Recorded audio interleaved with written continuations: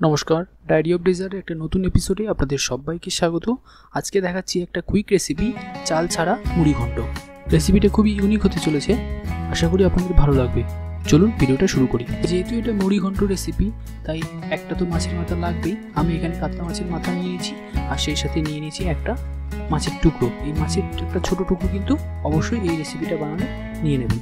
আর সেই সাথে এটাকে আমি নুন হলুদ দিয়ে মাখিয়ে রাখবো মোটামুটি 10 মিনিটের মতো। কড়াই গরম করে তার মধ্যে পরিমাণ মতো সাদা তেল দিয়ে দিতে হবে। তেলটা যখন গরম হয়ে যাবে তখন আমি এখানে একটা বড় আলু ছোটো ছোটো করে টুকরো করে নিয়েছিলাম, সেটা দিয়ে দিলাম।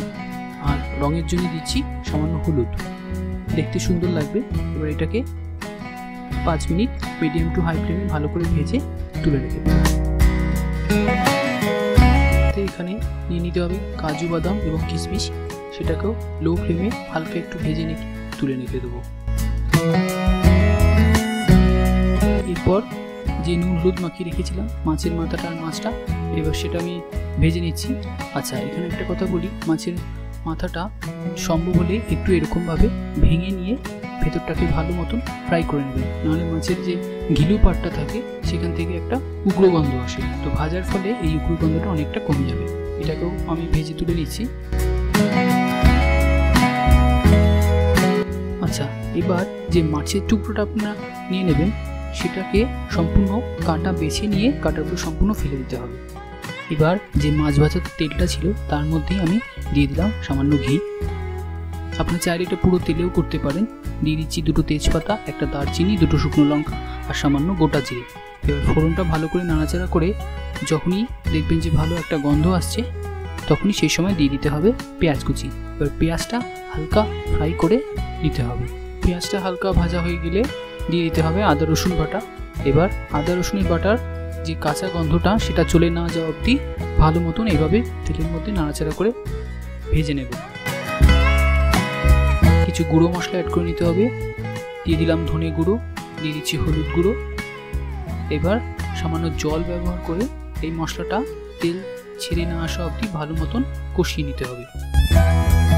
ঠিক এইরকম যখন মশলা থেকে তেল ছেড়ে আসবে তারপর সেই সময় দিয়ে দিতে হবে মাছের মাথাটা। এখানে কিন্তু মাছটা যেটা সেটা কিন্তু এখন এই সময় দেবেন না।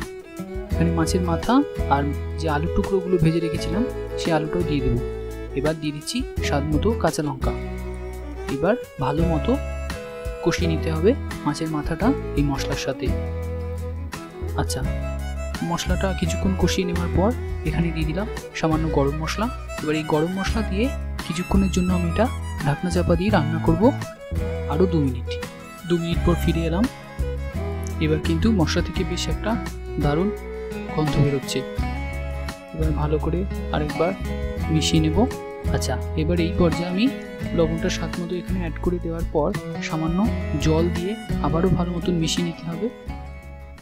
এইভাবে এক একটার পর এক একটা মশলা দিয়ে যখন রান্না করবেন বা কষাতে থাকবেন তখন দেখবেন এর স্বাদটা আরও বেড়ে যায়। আচ্ছা, যখন এরকম তেল ছেড়ে আসবে তারপর আরেকটু এখানে আমি জল অ্যাড করে দিচ্ছি। এবার এখানে অ্যাড করতে হবে চিড়ে। আমি এখানে চিড়ে নিয়েছি, মোটা চিড়ে। তবে আমি এটা ডাইরেক্ট ব্যবহার করছি কারণ আমি যে চিড়েটা ব্যবহার করছি এটা প্যাকেটজাতই চিড়ে এবং সেটা কোম্পানি থেকে অলরেডি এটা ওয়াশ করাই এবং এর মধ্যে কোনো ধুলো ময়লা নেই। আপনারা যদি লুজ মোটা চিড়েটা ব্যবহার করেন তাহলে অবশ্যই কিন্তু একবার ওটা জলে একবার মাত্র ওয়াশ করে জলটা ঝরিয়ে তারপরে কিন্তু ব্যবহার করবেন। আর সেই সঙ্গে যে মাছটা আমি ভেজে রেখেছিলাম, কাটা বেছেও রেখেছিলাম, সেই মাছটাও এই পর্যায়ে অ্যাড করে দিতে হবে। চাল দিয়ে মুড়ি ঘন্ট তো আপনারা অনেকেই খেয়েছেন। এইভাবে একবার চিড়ে দিয়ে মুড়ি ঘন্ট একবার বানিয়ে দেখুন। এটা কিন্তু খুবই ইউনিক লাগে খেতে, কিছুটা আপনার মাছের পোলাওয়ের মতো লাগবে। এবার আমি এখানে অ্যাড করে দিলাম ভেজে রাখা কাজু কিশমিশগুলো। এবার সমস্ত উপকরণ ভালো করে মিশিয়ে নিতে হবে। আচ্ছা, এই পর্যায়ে দিয়ে দিতে হবে সামান্য চিনি। এই চিনিটা কিন্তু অবশ্যই ব্যবহার করবেন। এবার সমস্ত মশলার সাথে চিড়েটা ভালো করে মিশিয়ে নিতে হবে। এখানে কোনোভাবেই এখন আর জল ব্যবহার করবেন না। আচ্ছা, এবার এই পর্যায়ে আমি ফাইনাল লবণটা চেক করে নিয়ে এখানে আরেকটু আমার লবণ লাগতো, সেটা আমি দিয়ে দিলাম। এবার ভালো করে এভাবে চিড়েটা মিশিয়ে নিতে হবে মাছের সাথে।